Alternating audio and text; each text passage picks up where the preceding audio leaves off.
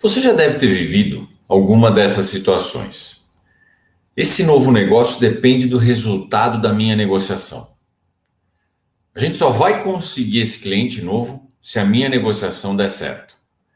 O futuro da minha empresa depende dessa negociação. Aquela promoção que eu tanto quero vai depender do resultado dessa negociação.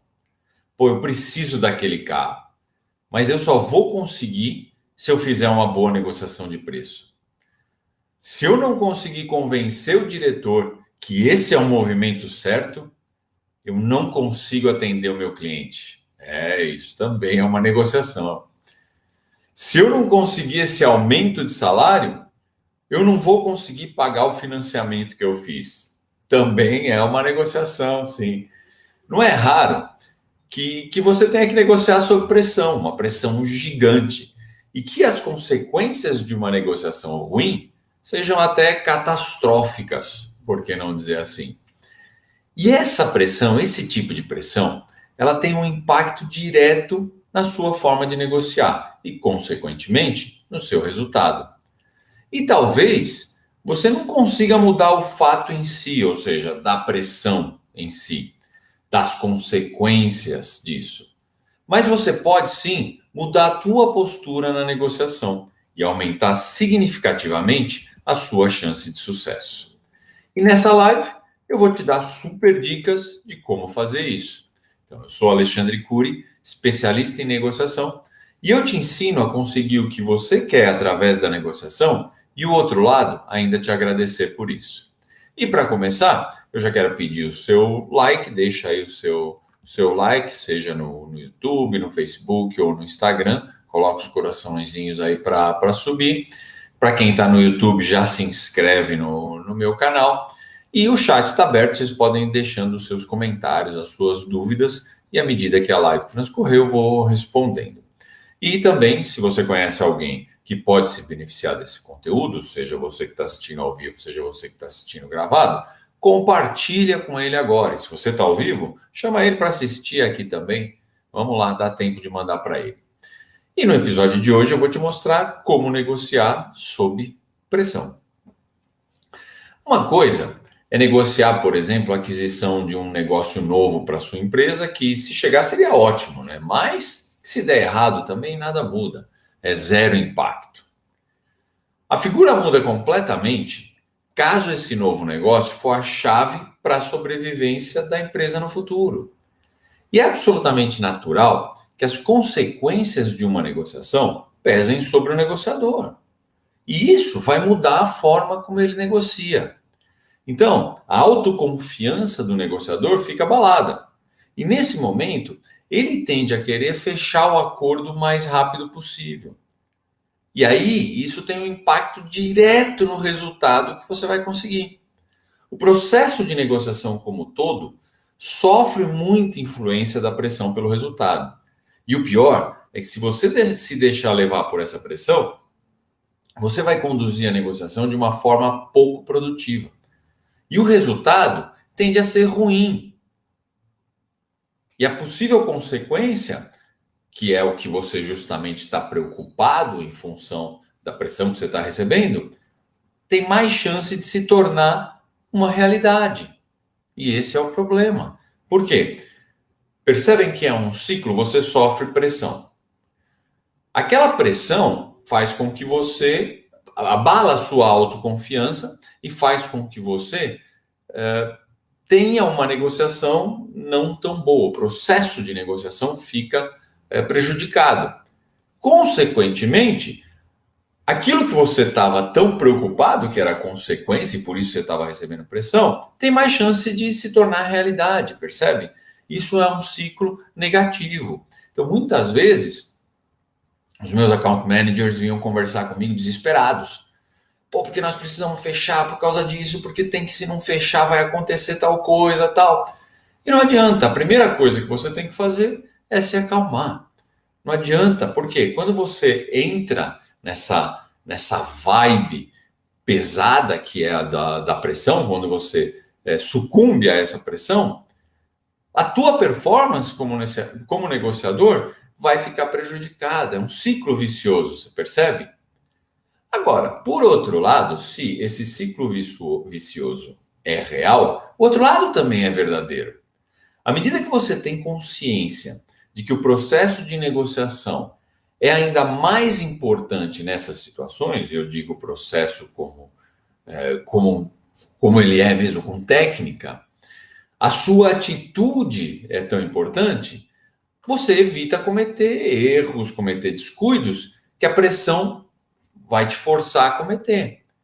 E, consequentemente, você termina com um resultado melhor e evita aquela possível consequência que você tinha, percebe? Então, a primeira coisa é despertar essa consciência. Você precisa saber que você precisa preservar o processo de negociação. Isso é importante. À medida que você faz isso, a tua chance de cometer um erro, independente da pressão, é menor. Consequentemente, o teu resultado vai ser melhor. E o teu resultado melhor, ele evita aquela consequência que é a preocupação que gera tanta pressão. Então, esse é o ciclo virtuoso. E o que é melhor disso é que isso só depende de você. Você não depende de nenhum fator externo para que isso aconteça. Agora, existe um outro tipo de pressão que também é perigosa, mas não é bem esse caso que a gente está discutindo aqui, que é a pressão que o próprio negociador faz nele. E isso também pode comprometer o resultado da negociação se essa pressão for excessiva.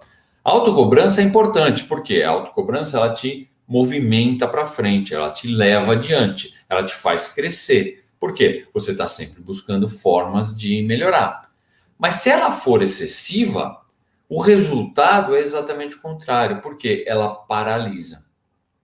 Então, por hoje, o que a gente vai tratar aqui é a pressão externa. Então, aquela em que o impacto do resultado vai afetar outros fatores e as consequências são de fato graves, nada muda isso. Agora, a pressão ela vai existir de todo modo. Por quê? As consequências de uma má negociação são graves. E não é que simplesmente você vai eliminar isso, não é essa a questão, você não consegue fazer isso, as consequências estão lá. Se a negociação não for bem, não tem jeito. Então, isso depende da nossa negociação, né? Como fazer para que a gente possa minimizar os efeitos que essa pressão externa causa no seu psicológico, fazendo com que você consiga melhorar ou negociar da melhor forma possível, sem que esse peso da pressão acabe te afetando negativamente. E existem algumas técnicas que você pode usar e que vão te ajudar muito nesse sentido. A primeira é você pensar nos próximos passos após o fechamento do acordo. É muito comum nessas situações que os negociadores estão tão focados em fechar o acordo, em função da pressão que eles estão recebendo, que eles não enxergam os desafios de médio e longo prazo para implementar o acordo. E apesar disso ser uma realidade em todas as negociações, essa é a verdade, quando existe pressão, quando existe a necessidade de se fechar o acordo, a questão se agrava. O negociador ele fica tão desesperado e ele quer fechar o acordo a qualquer custo, o mais rápido possível, porque ele aí tira essa pressão dele, que ele acaba metendo os pés pelas mãos. Ele fecha um acordo que não só não evita a consequência que ele queria evitar, como leva ele diretamente a ela. Então, vamos imaginar que a sua empresa precisa fechar um negócio porque a sobrevivência da empresa depende disso. Então, a pressão que está sobre o negociador é enorme, porque literalmente é uma questão de sobrevivência da empresa, mas é uma questão de sobrevivência. E o negociador quer fechar isso o mais rápido possível, ele quer resolver o problema e eliminar a pressão. E ele faz isso. Mas aí ele faz isso a um preço que não garante a margem mínima de lucratividade da empresa. Bom, ele fechou o acordo, que era o problema de curto prazo, vamos dizer. Mas a médio e longo prazo, ele não levou isso em consideração. E a empresa vai continuar condenada a não sobreviver. Não porque deixou de ganhar o negócio, mas agora porque o negócio que ganhou dá prejuízo. Percebem a incoerência?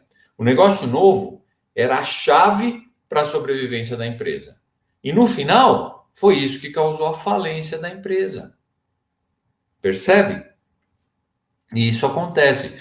Quando você está desesperado para fechar o negócio, você acaba deixando de pensar na sua própria capacidade ou na capacidade da empresa de implementar o acordo no futuro. Por isso que, antes de fechar o acordo, você precisa avaliar o impacto que isso pode causar a médio e longo prazo. E é uma coisa difícil porque você está naquela ansiedade de fechar o acordo, mas se você fizer isso, você pode estar comprometendo o resultado do mesmo jeito. A boa notícia é que você pode pedir um tempo na negociação para avaliação. Isso é uma coisa que todo mundo tem receio de fazer, mas que é uma coisa perfeitamente normal, que é pedir um intervalo. Não tem nada de errado que você vai precisar consultar outras pessoas, outras áreas da sua empresa, até a sua liderança mesmo, para ver qual que é o impacto daquele acordo. Só toma um cuidado quando você vai consultar a sua liderança, para que você não queira transferir o problema, né? Na verdade, você só quer ter uma visão diferente de médio e longo prazo daquele acordo que você está prestes a fechar, né? Pensa que você não precisa saber de tudo. Você está representando ali a empresa naquela negociação ou representando você mesmo, mas você não necessariamente precisa saber de tudo. E essa consciência é importante. Uma outra coisa que ajuda muito, que é a nossa segunda recomendação, é foco no resultado. Bom, ok, você sabe que precisa fechar o negócio. Mas o que tem que estar mais claro que isso é por que você precisa fazer isso. E você percebe, é uma coisa muito sutil isso. Por quê? Normalmente você vai falar assim, qual que é o meu objetivo aqui? Qual que é o resultado que eu preciso? Eu preciso fechar um negócio.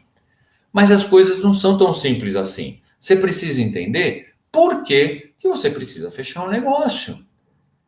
E a maioria dos negociadores acaba caindo nessa armadilha.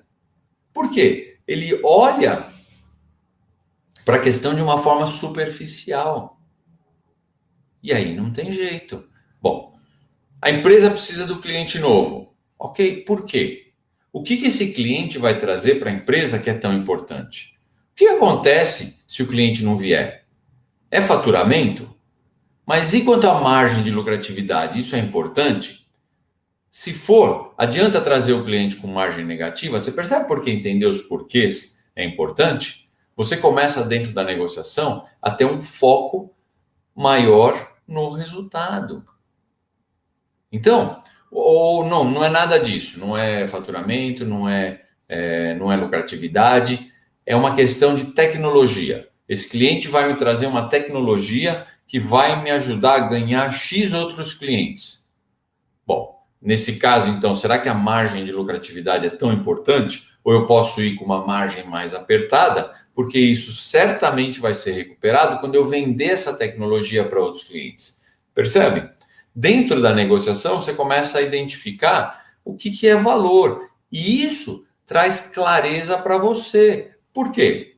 Se você tiver se a importância desse novo cliente, e percebe, todas essas hipóteses que eu criei são todas da mesma coisa. Eu preciso ganhar esse cliente, e essa é a pressão. Mas se você não entende o porquê, você não tem como definir para que lado você vai. E quando você sabe exatamente o porquê que você precisa trazer esse cliente, ou o porquê da tua negociação, por que você precisa fazer aquilo, por que você está sofrendo aquela pressão, isso traz clareza para a negociação. E essa clareza te orienta na sua atitude, na sua estratégia, tudo isso vai ficar claro dentro da clareza que você ganha fazendo isso. E mais que isso, essa clareza é importante porque ela define os seus limites. Ela define até onde você pode ir, nesse caso, para trazer um novo cliente, para trazer um novo negócio, até onde você pode ir internamente numa negociação da empresa, até onde você pode ir numa negociação com o seu chefe, com o seu subordinado, percebe? E mais que isso, essa clareza, ela alivia a pressão. Porque o que acontece? Se você entende perfeitamente as consequências, você ganha foco. Você sabe exatamente o que você precisa fazer para evitar a tão temida consequência que representa não fechar o acordo. E nesse sentido, você ganha força dentro da negociação. Você está focado, você sabe exatamente o que você precisa e o porquê você precisa. Muita gente acha que sabe o que precisa, mas ela está focada na posição, ela não foi a fundo. Quando você descobre o porquê que você precisa daquilo, aí você começa a entender os reais interesses, o real valor dentro da negociação. E aí você ganha foco, você ganha força dentro da negociação, você está muito mais focado. Uma outra recomendação é você ir com calma. E alguém pode falar, como assim com calma? Você ficou louco? A situação é caótica, eu tenho que fechar esse acordo rápido. Você fala para eu ir com calma? Sim, exatamente. Por quê? Mesmo que você precise abordar o problema com intensidade, trabalhar de uma forma metódica vai te trazer muito valor dentro da negociação. Então, pensa no extremo de uma negociação de crise, que é a situação com reféns. Certo? Você quer mais pressão do que a vida da outra pessoa dependendo da sua negociação? E você sabe que, apesar do sequestrador estar num estado emocional instável quando a crise começa, eles tendem a se acalmar com o tempo? Por isso que os negociadores do FBI, eles sempre dizem que tempo é a ferramenta mais valiosa que eles têm. E eles sempre tentam garantir que o tempo está do lado deles. Percebe? Isso é importante, porque para eles, o mais importante é ganhar a confiança do sequestrador. E eles vão fazer isso aos poucos. E aí eles fazem ele se render, independente de quanto tempo isso demora. Mas eu sei que muitas vezes a gente não tem todo esse tempo disponível. Mas mesmo assim, você tem que ir com calma. Você tem que usar o tempo ao seu favor. Lembra que as decisões que você toma sem pensar ou quando você está com a cabeça quente, sempre são as que você se arrepende depois. Não tem jeito. Então, vai com calma, é a melhor coisa que você faz. E uma outra coisa que ajuda a aliviar essa pressão é discutir as suas percepções com outras pessoas, com outros envolvidos na empresa. Você tem que ter a consciência que você não está sozinho. E se a pressão é grande, é porque a importância do resultado da sua negociação também é grande. E se é assim, tem muita gente interessada dentro da sua empresa. E quando você divide as suas percepções, as suas estratégias com esses outros envolvidos, isso pode ser interessante. Agora, não adianta discutir com qualquer um, é claro, você tem que conversar com as pessoas que podem agregar valor à sua estratégia. Então, pessoas que tiveram experiências parecidas, pessoas que conhecem bem o assunto que você está discutindo, que sabem medir as consequências, o impacto do acordo que você está buscando, pessoas que podem te dar mais informações. Então, por exemplo, se a questão é lucratividade, talvez seja interessante você discutir a sua proposta com o pessoal de finanças da sua empresa. Se é uma questão de tecnologia, talvez valha a pena conversar com o pessoal de engenharia. Se é uma questão de posicionamento de mercado, fala com marketing. E falando isso com eles, você vai ter vários insights que vão te ajudar a tomar a melhor decisão. Agora, você tem que tomar um cuidado muito importante quando você faz isso. A responsabilidade na negociação é sua e tem que continuar sendo. Primeiro, porque você quer isso. Da mesma forma como as consequências pelo resultado ruim vão ser atribuídas a você como negociador, se você conseguir um resultado esperado, se você conseguir alguma coisa melhor, a glória também é sua. Então você quer que a responsabilidade continue sua. Segundo, as pessoas com quem você está falando não podem imaginar de jeito nenhum que você quer transferir o problema para elas. Isso é muito ruim. Você tem que deixar claro que você está buscando perspectivas diferentes e não outro responsável. Você não quer transferir, como a gente falava na época, você não quer transferir o macaco, transferir o mico de ombro para outra pessoa. E isso acontece com muita frequência quando as pessoas vão falar com o chefe, né? É o famoso escalonamento de assunto. Então, assim, não tem problema nenhum envolver seu chefe, isso é parte do processo. O problema é quando você envolve ele e a partir daí você lava suas mãos. Agora o problema é dele. Isso está errado. Você tem que se sentir dono do processo. E mesmo que escale, você tem que continuar seguindo e agindo como responsável.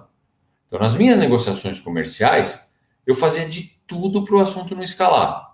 E para mim isso era ruim, né? Mostrava que eu não estava desempenhando de acordo. Então eu gostava de resolver o problema e quando eu levava para cima, eu já levava a solução. E mesmo quando eu escalava, que aí não tinha jeito, eu continuava lutando para manter a minha responsabilidade. Isso me ajudou a crescer na carreira. Mas não significa que eu não conversava com os outros, compartilhava ideias, buscava orientação. Isso é completamente diferente, não tem nada de errado com isso. Então é importante. Teve até uma ocasião que eu estava negociando a renovação de um negócio importante. O negócio já era nosso, ia surgir um novo modelo que ia substituir aquele que a gente produzia, e eu estava negociando, o cliente tinha abriu uma concorrência, eu estava negociando para a gente continuar com aquele produto. E o produto representava muitos milhões de dólares no nosso faturamento. Mas nem isso era o pior, apesar de ser representativo, não era isso pior. A gente tinha uma fábrica na época só para aquele produto. E se a gente não ganhasse, ia ter que fechar a fábrica. Ia demitir por volta de 60 pessoas. E eu era o responsável pela negociação. Pô, e honestamente, eu não queria ter o peso de 60 famílias sem renda nas minhas costas, né? Então era uma pressão muito grande. E aí, depois de alguns meses de negociação, a negociação foi longa, a gente chegou num impasse. Para ganhar um novo negócio, o cliente exigia um preço que estava abaixo do meu limite. E eu tinha tudo para fechar, né? Eu ia conseguir garantir a existência da fábrica, e aí depois eu me virava com o preço. Só que o problema é que as coisas não funcionam assim.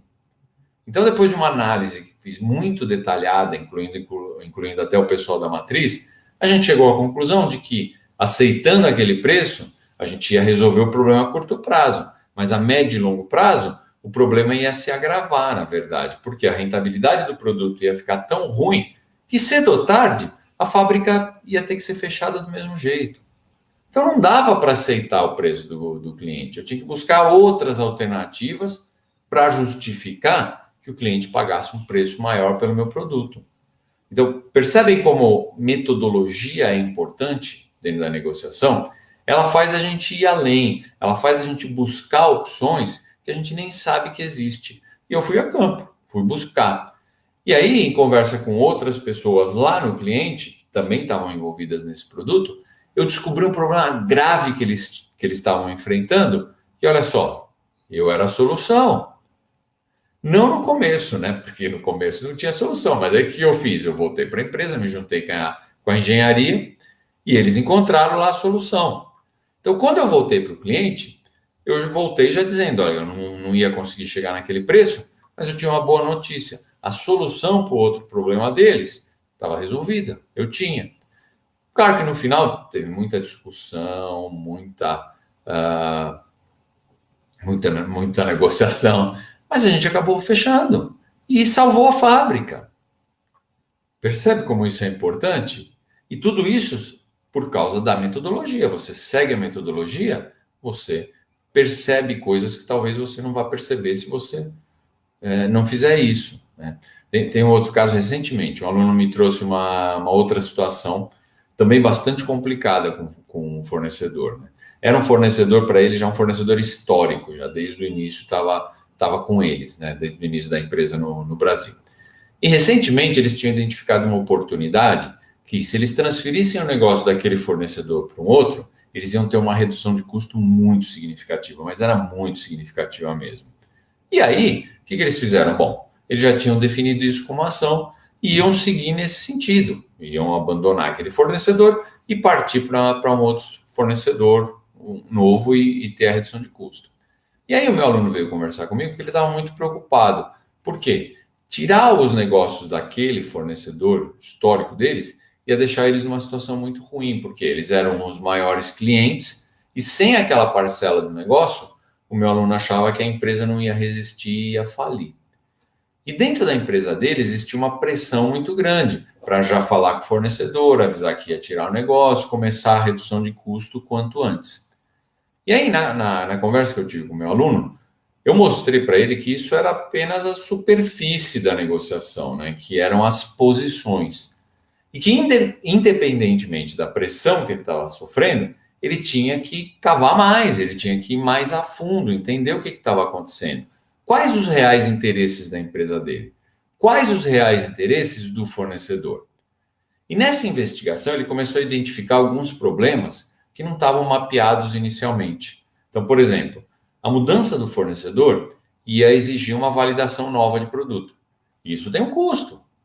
E eles não estavam considerando esse custo na equação, porque não eram custos muito simples de calcular.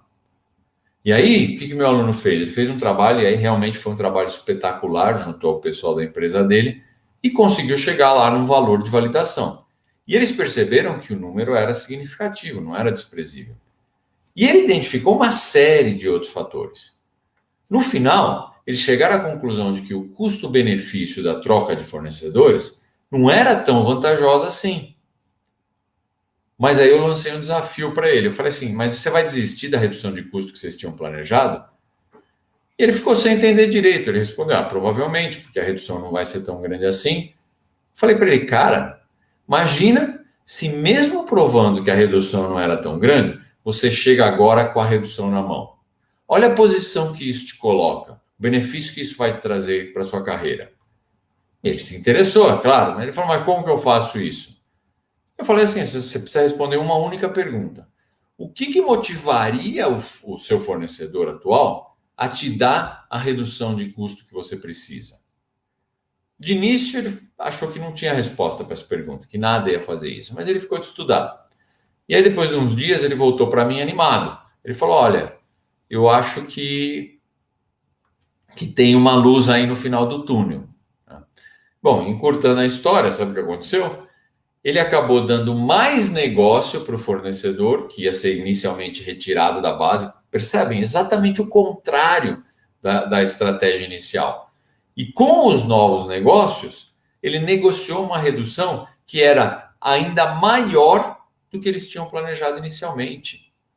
Vocês percebem como, às vezes, por maior que seja a pressão, quando você analisa os dados, isso traz insights incríveis dentro da negociação.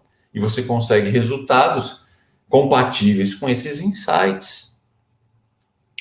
Agora, será que aceitando um acordo ruim, você não ganha algum tempo e depois você tenta reverter a situação? Porque pelo menos você alivia a pressão e consegue trabalhar mais tranquilo. Olha, eu tenho sérias restrições com relação a isso. Vocês que me acompanham sabem que, para mim, é melhor nenhum acordo do que um acordo ruim. E quando você faz um acordo ruim, pensando em algum benefício que você vai utilizar posteriormente, você está correndo um risco muito grande. Pode até ser que funcione, mas para mim o risco não vale a pena. Primeiro, é uma decisão que você não pode tomar sozinho, porque o risco é alto. Então, você pode evitar as consequências agora, mas elas vão chegar, elas só vão atrasar um pouco. Então, você não pode assumir um risco desse sozinho. E vai ficar extremamente desagradável, né, para você ter que explicar depois que o acordo que você fez era uma coisa intermediária para tentar mudar, depois não deu certo. Você não conseguiu. Vai ficar bastante desagradável.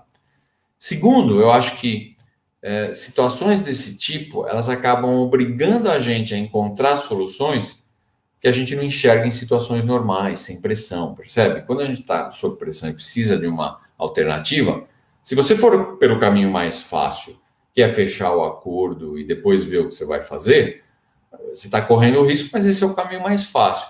Quando você opta por não ir por esse caminho, fala assim, não, eu não posso fechar assim, mas eu preciso fechar. Então eu tenho que encontrar alguma solução.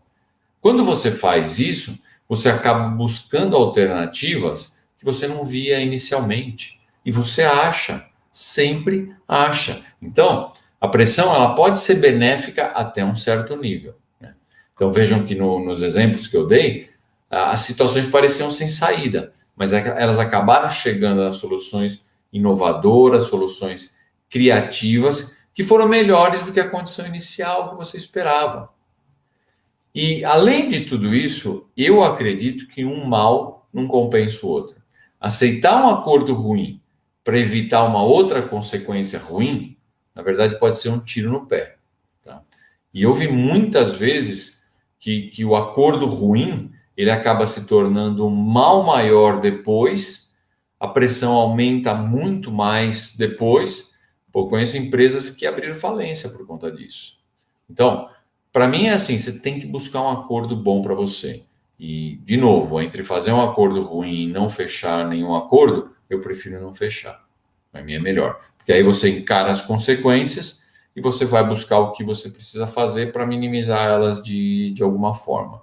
Então, eu acredito mesmo que é melhor você encarar logo as consequências e tentar resolver do que ficar procrastinando e tentar lidar com o problema depois. Imagina, olha o que eu já ouvi na minha carreira, gente falando assim, não, cara, eu vou fechar assim mesmo, quando o problema aparecer eu não vou mais estar aqui na empresa.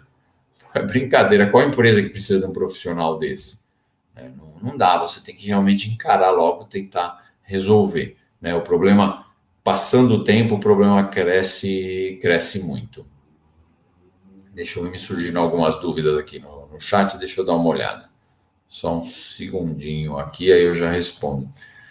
A pergunta aqui, e quando a pressão vem do seu chefe? É a mesma coisa, normalmente a pressão vai vir mesmo do seu chefe, porque ele é o teu superior imediato e é ele que está transferindo a pressão para você, ele está mostrando.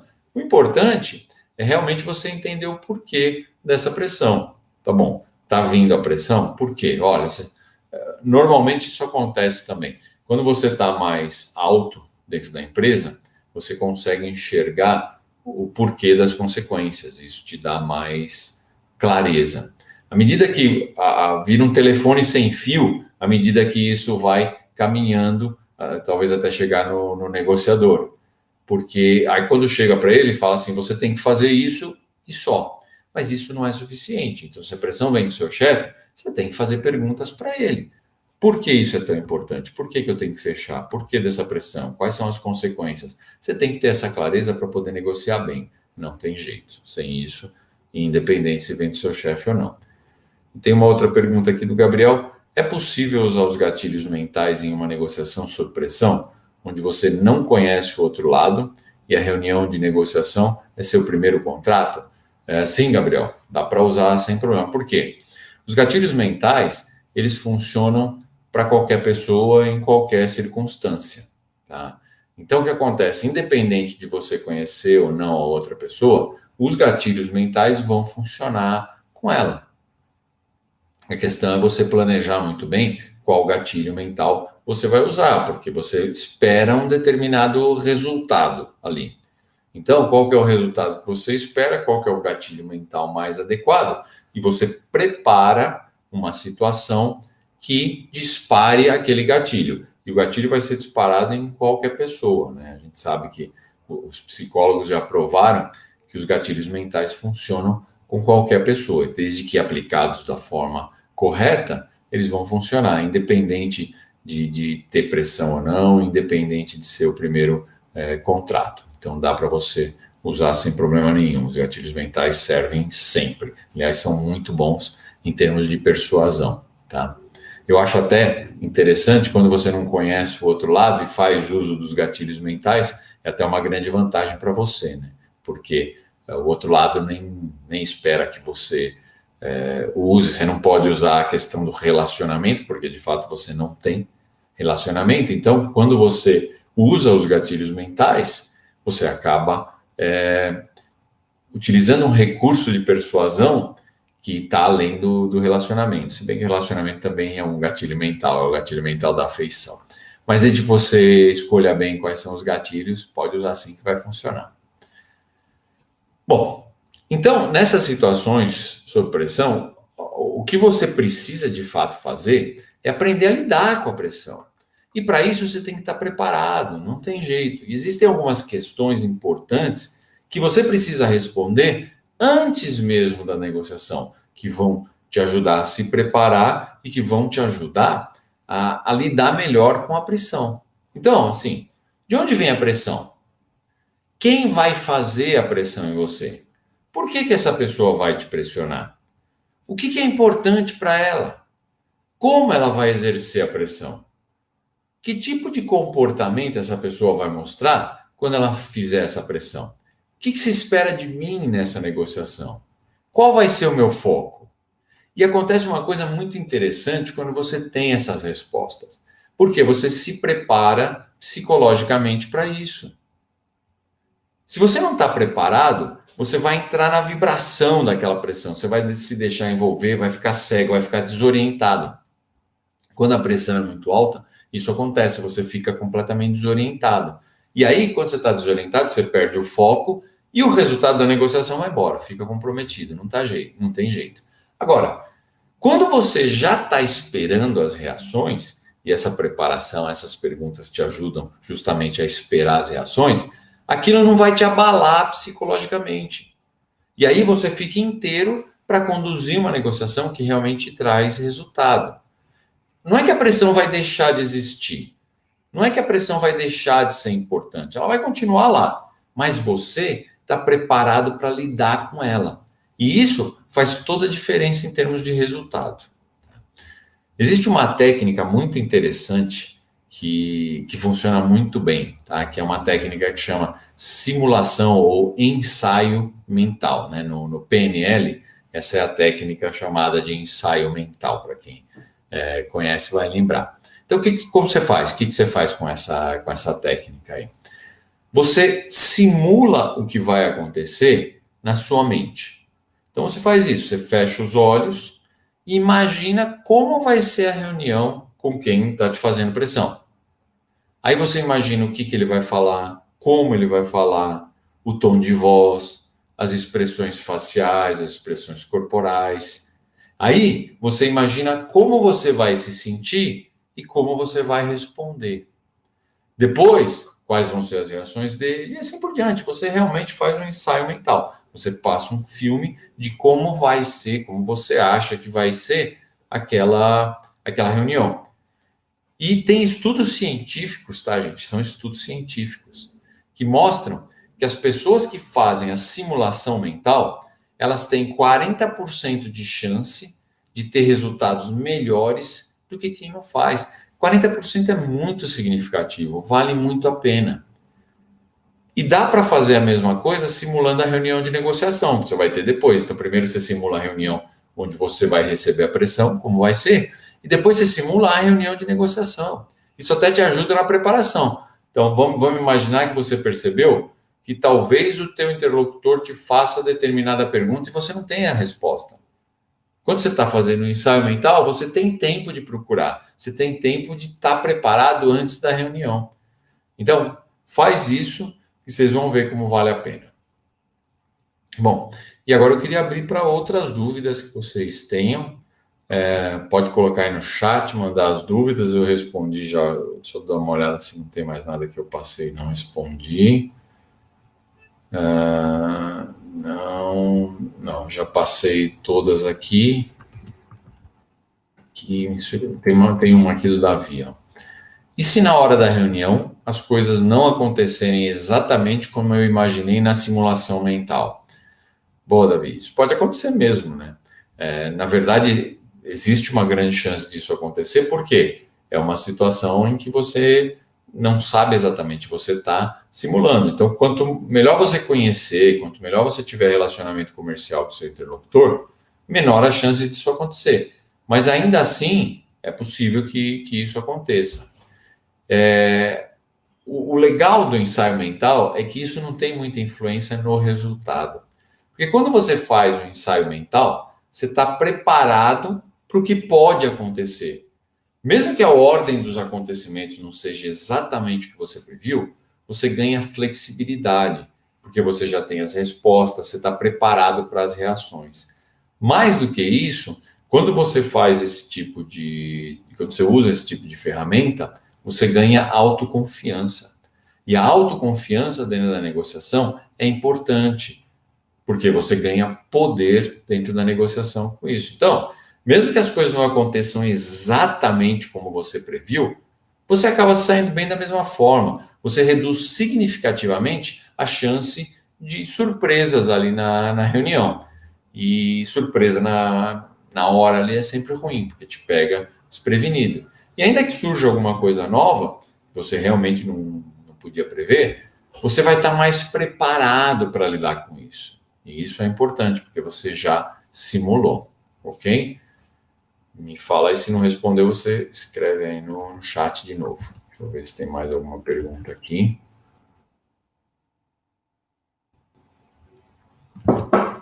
Tem mais uma do Nelson aqui. E quando a pressão parte do meu interlocutor e não da empresa? Bom, Nelson, não muda, né? Você pode usar as mesmas técnicas que eu falei hoje aqui nessa situação também.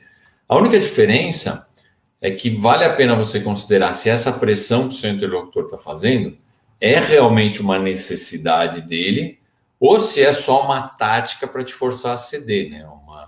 Um truque para te forçar a ceder a uma coisa que ele quer.